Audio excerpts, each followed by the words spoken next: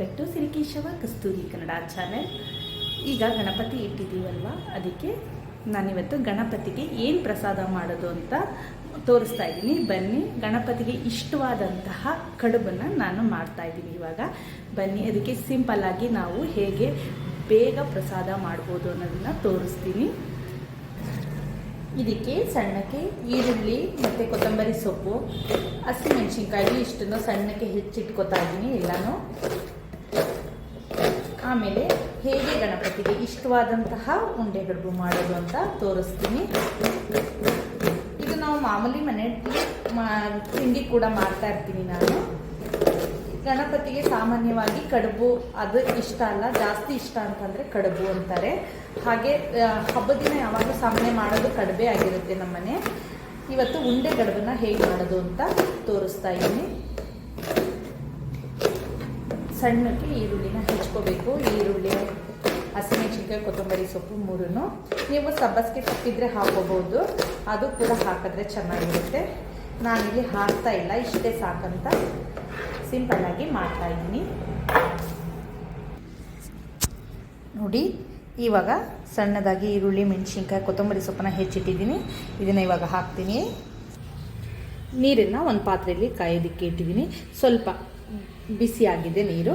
ಇವಾಗ ಇದನ್ನು ಹಾಕ್ತೀನಿ. ಹೆಚ್ಚಿಟ್ಕೊಂಡಿರೋಂತಹ ಕೊತ್ತಂಬರಿ ಸೊಪ್ಪು ಮತ್ತು ಈರುಳ್ಳಿ, ಹಸಿಮೆಣಸಿನ್ಕಾಯಿನ ಹಾಕ್ತಾಯಿದ್ದೀನಿ ನೀರು ಒಳಗಡೆ. ಇದು ಬೆಂದ್ರೂ ಚೆನ್ನಾಗಿರುತ್ತೆ.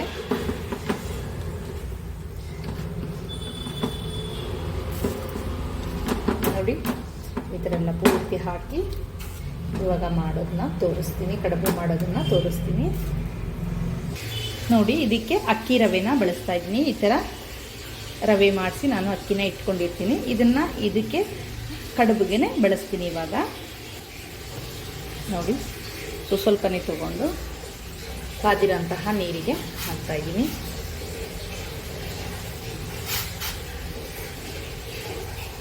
ಎಷ್ಟು ಬೇಕಾಗುತ್ತೆ ನಮಗೆ ಗಂಜಿ, ಅಷ್ಟು ಬರೋ ಅಷ್ಟಕ್ಕೆ, ಗಂಜಿ ನಾವು ಮಾಡ್ತೀವಲ್ವ ಅಷ್ಟಕ್ಕೆ ಬರೋ ಅಷ್ಟಕ್ಕೆ ಎಷ್ಟು ಬರುತ್ತೆ ಅಷ್ಟನ್ನು ಹಾಕಬೇಕು. ಗಂಜಿ ಹದ ಬರಬೇಕು ಅಷ್ಟಕ್ಕೇ ಇದನ್ನು ಹಾಕ್ತಾಯಿದ್ದೀನಿ. ಆಮೇಲೆ ನಾವು ಈ ಮುದ್ದೆ ಹೇಗೆ ಮಾಡ್ತೀವೋ ಹಾಗೆ ನಾವು ಇದಕ್ಕೆ ಹಾಕಿ ಮಾಡ್ತೀನಿ. ಉಪ್ಪು ಹಾಕ್ತೀನಿ. ಇವಾಗ ಇದಕ್ಕೆ ಉಪ್ಪನ್ನು ಹಾಕ್ತಾಯಿದ್ದೀನಿ. ರುಚಿಗೆ ಎಷ್ಟು ಬೇಕಷ್ಟು ಉಪ್ಪು ಹಾಕಬೇಕು. ತುಂಬ ಉಪ್ಪು ಹಾಕಬಾರ್ದು ಇದಕ್ಕೆ. ನಾವು ಇದನ್ನು ರುಚಿ ನೋಡಿ ಹಾಕ್ಬೋದು. ಇವಾಗ ನಾನು ಗಣಪತಿಗೆ ಮಾಡ್ತಿರೋದ್ರಿಂದ ನನಗೆ ಎಷ್ಟು ಬೇಕು ಅನಿಸುತ್ತೆ ಅಷ್ಟು ಹಾಕೋತೀನಿ. ನೋಡಿ, ಈ ಥರ ಕುದೀತಾ ಬರಬೇಕು. ಈ ಥರ ಕೈ ಹಾಕ್ತಾನೆ ಇರಬೇಕು, ಇಲ್ಲ ಅಂತಂದರೆ ಅದು ಸ್ವಲ್ಪ ಗಂಟಾಗಿಬಿಡುತ್ತೆ. ಮಾಮೂಲಿ ನಾವು ಜೋರು ಊರಿಲೇ ಮಾಡ್ಬೋದು. ಇದು ಸಿಮ್ಮಲ್ಲಿ ಇಟ್ಕೋಬೇಕಂತ ಏನಿಲ್ಲ. ನೋಡಿ, ಈ ಹದಕ್ಕೆ ಬರಬೇಕು ಇಟ್ಟು. ಇವಾಗ ಇದಕ್ಕೆ ಅದೇ ರವೆನ ಮೇಲೆ ಹೀಗೆ ಹಾಕ್ತೀನಿ. ನಾವು ಮುದ್ದೆ ಹೇಗೆ ಮಾಡ್ತೀವೋ ಹಾಗೆ ಮಾಡ್ಕೋಬೇಕು. ಸ್ವಲ್ಪ ಗಟ್ಟಿಯಾಗಿ ಮಾಡ್ಕೋಬೇಕು ಇದನ್ನು. ಹೀಗೆ ಅದಕ್ಕೆ ಎಷ್ಟು ಹಿಡಿಯುತ್ತೋ, ಈಗ ಮುದ್ದೆ ನಾವು ಮಾಡಬೇಕಾದ್ರೆ ಹಾಕಲ್ವಾ, ಅದೇ ಥರ ಹಾಕೋಬೇಕು.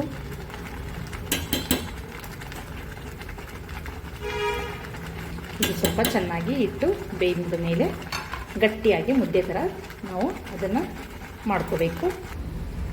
ನೋಡಿ, ಇವಾಗ ಹಿಟ್ಟು ಬೆಂದಿದೆ. ಇವಾಗ ಇದನ್ನು ಗಟ್ಟಿಯಾಗಿ ತಿರುಗಿಬಿಡೋಣ.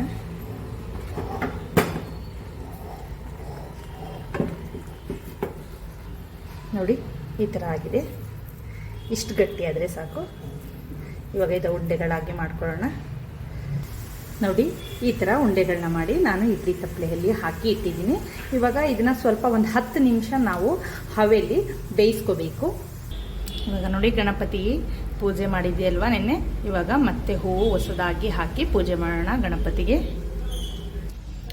ಹೂವೆಲ್ಲನೂ ಹಾಕಿ ರೆಡಿ ಮಾಡಿ ಕಡುಬು ಮತ್ತು ಚಟ್ನಿನ ಮಾಡಿ ಇಟ್ಟಿದ್ದೀನಿ ದೇವರಿಗೆ ಪ್ರಸಾದವಾಗಿ. ಗಣಪತಿಗೆ ಇಷ್ಟವಾದಂತಹ ಉಂಡೆ ಕಡುಬು ಮಾಡಿದ್ದೀನಿ ಇವತ್ತು. ನೋಡಿ ಪೂಜೆ ಹೇಗಿದೆ ಅಂತ. ಹಾಗೆ ಎಲ್ಲರಿಗೂ ಗಣಪತಿ ಗೌರಿ ಎಲ್ರಿಗೂ ಒಳ್ಳೇದು ಮಾಡಲಿ ಅಂತ ನಾನು ಕೇಳ್ಕೊತಾ ಇದ್ದೀನಿ. ನಮ್ಮ ಫ್ಯಾಮಿಲಿಗೆ ಅಂತಲ್ಲ, ನಾನು ಪ್ರತಿಯೊಬ್ಬರಿಗೂ ಗಣಪತಿ ಗೌರಮ್ಮನ ಆಶೀರ್ವಾದ ಇರಲಿ, ಒಳ್ಳೇದು ಮಾಡಲಿ. ಈ ವಿಡಿಯೋ ನಿಮಗೆ ಇಷ್ಟ ಆಗಿದ್ರೆ ಲೈಕ್ ಮಾಡಿ, ಶೇರ್ ಮಾಡಿ, ಕಮೆಂಟ್ ಮಾಡಿ. ಹಾಗೆ ಆದಷ್ಟು ನನ್ನ ಚಾನಲ್ನ ಸಬ್ಸ್ಕ್ರೈಬ್ ಮಾಡ್ಕೊಂಡು ನೋಡಿ ಹೇಗಿತ್ತು ನನ್ನ ಪೂಜೆ ಅಂತ ನೀವು ಕಮೆಂಟಲ್ಲಿ ತಿಳಿಸಿ. Thank you.